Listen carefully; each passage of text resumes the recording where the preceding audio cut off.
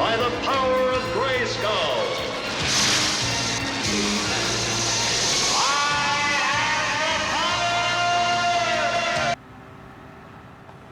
Hello, this is just my first impression of Gran Turismo, my first Gran Turismo. So I think what they've done is they've brought this out. It's free to download. I'm not sure how long it is to free to download, because I was actually reading a news article, and it was mentioned in the news article that they were giving away this game for free. I mean, it's not really a game, but it's like a demo, an extended demo of the Gran Turismo game. I've played Gran Turismos all throughout the series, like up until this very latest one. I haven't played this one because I just got a bit bored of them, and it had been a while since the last Gran Turismo had came out, so I had just lost interest. But after playing this, I think I've maybe got the little taste for it again, and I remember what it's like playing these Gran Turismo games and doing the licenses and trying to beat your ghost car to get a better time, and you know, the progression and everything. And something about being able to stick like a stage 4 turbo on, you know, like a Suzuki Jimny or something, like, you know, that's feels good. And there's hundreds and hundreds of cars on the original game. On this game, I think there's only 18 cars. I keep calling it a game. It's more like a demo, because you get 3 rally tracks.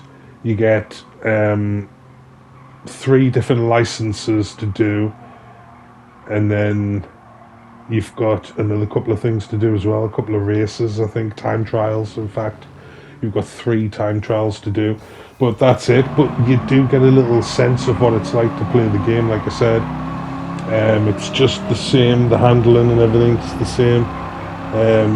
I switched because I normally would use directional pads back in the day to play Gran Turismo, but I tried it and it didn't work out. It's much easier to play with an analog stick, because you can hold the steering at a certain degree and just have a smooth steering line going around the corner, instead of it being dead jerky when you're just tapping left, and your car jerks and then straightens up. You know, it's like it's not very realistic to use the directional pads, because the game is so realistic in that respect. So you can't really just take your time with a pad. You have to actually use the analog sticks. Most people won't be bothered, but I know there's some people out there who don't like using them still. But yeah, it's all about getting the fastest race line, shaving seconds off your time, not going off the course at all. You can have 3 wheels on the grass, but as soon as your 4th wheel goes on the grass, then it'll fail the test. Or if you cut a corner too closely, it'll fail the test. You've got to make sure that you're always on the track at all times. But that progression is still there, the classic feeling of achievement when you've been battling this one section of the track forever and you finally get past it. Or you go back to your garage and you change your car, you do it up, you tweak the aerodynamics or the gear ratios or whatever you want to do, and then test it and try it again, and you do the track. It's that really good feeling there. So you've got 3 cups, and then you just get a little selection of cars to pick from, and then obviously, you know, you've just got to try and achieve. This is what I was talking about before. These rally tracks, I think they're called musical tracks or something. At the top, you can see the music's playing, and you've basically got to try and beat the distance. So can you see underneath the sound, there's like 3.29 miles for gold, 2.86 for silver, and so on. So you're basically racking up the distance. So it's all about just doing a fast lap before the time runs out. And as you can see, the beats of the music tick down, and you've got to get across the checkpoint, and it gives you like another 100 beats. I'm not really sure how they've worked it out, but basically you've just got to keep racing until the song runs out. And if you've covered that distance, I mean, if you look at my distance, I'm on 3.2 3.2 miles and I need 3.29 there, 3.24, so I didn't get it. I got silver because I didn't cover enough distance in the allotted time. So I suppose it's a good little game to play, but there's nothing much different than just having a time to beat on a time trial. I think they've just tried to mix it up to make it more interesting, that's all. A new game mode. But it's classic Gran Turismo, I mean, that's all it is. Um, you know what it's like as a Gran Turismo player, anyone who's played the game in the past, that feeling you get, the sense of achievement, how obsessed you can get with playing this game of trying to beat the last time, just trying to shave those hundreds of seconds off. Because like I said, you're racing your ghost, so you can see where your fastest time is. So as long as you beat that ghost, then you know you're going to get a better time, and it becomes so addictive. Especially if you're trying to get all gold on your license or something like that. You know, you can just keep trying and trying and trying. And all the cars, there's, like I said, on the original game, there's got to be hundreds of cars that are all just, you know, like the handle exactly how the real cars handle, the sound just like the real cars sound. So there's nothing better than taking one of your favourite cars like this, a Renault 5 Turbo, and sticking like a stage 4 induction kit on it or something, or even just putting some brand new wheels on it, painting it. You can do all your own liveries as well. That's another thing.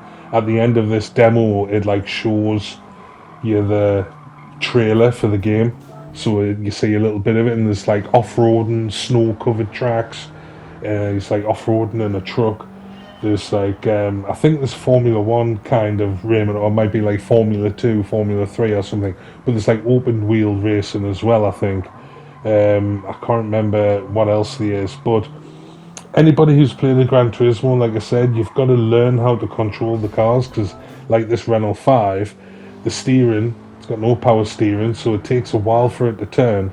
And you have to learn when it is the brakes are going to work. You're braking distances, you've got to get on that racing line, get right down to appropriate speed before the car will handle, not to cut the corner too much because it'll fail if all four wheels leave the track. But see what I mean? Even if you just touch that barrier, it's game over. So anybody who hasn't played Gran Turismo, it's a nice little induction to the game, gives you a little taste of things. Couple of licenses, a couple of time trials, a couple of like novelty music tracks. You know, it gives you a little bit of everything so you can see. And I think there's about 18 cars that you can unlock, ranging from Evos to, you know, like Lamborghinis and stuff like that, to Porsches, BMWs. You get a little range of like some nice cars to drive and play with. But it's always worth just downloading it for free, because you know the game is huge, and this is like a nice little, I would say it's like an extended demo. You just get a little snippet of what it would be like to play the full game again. And I haven't played one of these games, Gran Turismo, since I would say PlayStation 2 or maybe PlayStation 3. It's been a while since I've played on a Gran Turismo game, and this little demo thing just made us remember what it's exactly like. Like I said, the obsession, it just overtakes your life. You can get obsessed. You can spend hours just trying to shave off those hundredths of seconds to get gold. But there's so much fun in gameplay on this title, like Gran Turismo, the full game. There's so much gameplay there, longevity-wise. You're really getting your money's worth. I mean, because there's hundreds of hours to play if you want to perfect anything. But also, there's just a nice chance to, you know, create your own liveries, put them on the community, get all your favourite cars, do them up. Like I said, you can stick induction kits and turbos and all sorts onto your favourite cars, and just you could create a dream garage if that's all you wanted the game for. The proper game I'm talking about, not this one. But this, like, back to this is just a little taster of how good Gran Turismo can be. So if you've never played it, you may as well go and download it. And if you're a fan of Gran Turismo, you may as well get it because it's free and it gives you a little hour or so to play on Gran Turismo for free. I think I might actually go out and get the proper game now. I've got a little taste for it again. So that's it, really. If you like the look of it, go and download it. You have to type in my first Gran Turismo and it'll come up. So that's it. See you there.